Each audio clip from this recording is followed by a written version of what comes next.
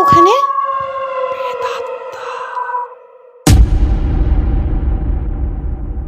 শিবু মাঝি রাতের বেলা নৌকার মধ্যে শুয়ে ভাবছে মাছ ধরতে যাবে কি যাবে না।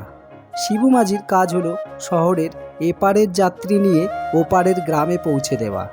এছাড়াও রাতে সে টুকটাক মাছও ধরে থাকে। তার চোখে কখনো ঘুম থাকে না। অন্যদিন তো এই সময় ঘুমাইছে না, আজকে কোথা থেকে এত ঘুমাইতেছে কি জানি। ইচ্ছা করছে না মাছ ধরতে যাইতে। এমন সময় পেছন থেকে কেউ ডেকে উঠল, দাদা ওপারে যাবেন? শিবু মাঝি তড়িঘড়ি উঠে পড়ে পেছন ফিরে দেখল ৩-৪টে হাট্টাগাট্টা চেহারার কারা যেন ডাকছে। শিবু মাঝি উত্তর দিল, না দাদা, এখন আর যাইতে ভাল লাগছে না। ওদিক দেখুন আরো নৌকা আছে, ওদের নৌকায় চলে যান। না দাদা, ওদের নৌকায় যাওয়া যাবে না। আপনি চলুন, আপনাকে দরকার হলে ২০০ টাকা বেশি দেব।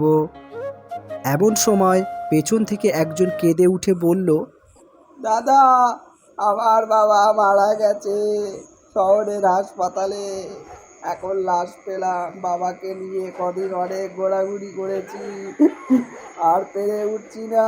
ওপারে পৌঁছে দিন, আপনি দয়া করে ওপারে পৌঁছে দিন। শিবু মাঝি ভাবল, এত রাতে আবার লাশ নিয়ে পারাপার করব, কিন্তু কি করার ছিল। মৃত ব্যক্তির ছেলের কান্নাকাটি শুনে শিবু মাঝি রাজি হয়ে গেল। আচ্ছা আচ্ছা আসেন। নৌকায় দাঁড় বইতে বইতে যখন মাঝ নদীতে গিয়ে তারা পৌঁছায়, তখন শিবু মাঝি দেখতে পায়, ও কি, ওই যে লাশটা তো বসে উঠছে, এ কি করে সম্ভব? শিবু মাঝি চেঁচামেচিতে লোকগুলো বলে উঠল, চেঁচাচ্ছেন কেন? না না, কিছু না। শিবু মাঝি ভয়ে লাশের দিকে পেছন দিয়ে দাঁড় টানতে লাগলো। হঠাৎ সে শুনতে পেল কটমট কটমট করে শব্দ হচ্ছে। সেদিকে তোয়াক্কা না করে সে নিজের মতো দাঁড় বইতে থাকলো। হঠাৎ করে তখন ঝড় উঠল, নৌকা দুলতে শুরু করল।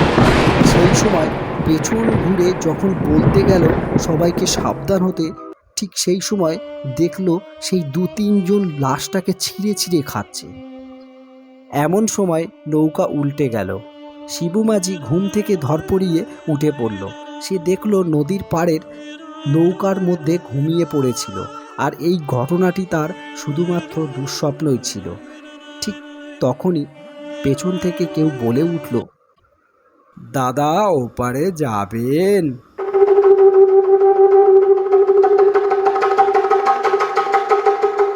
নমস্কার বন্ধুরা।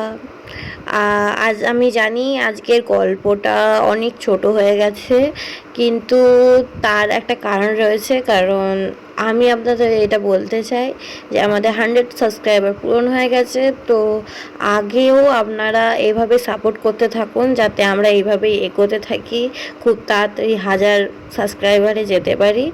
তো thank you so much 100 subscriber করার জন্য, এবং আরও সাপোর্ট করুন আপনারা, তাহলে আমরা আরও ভালো ভালো ভূতের গল্প আনবো।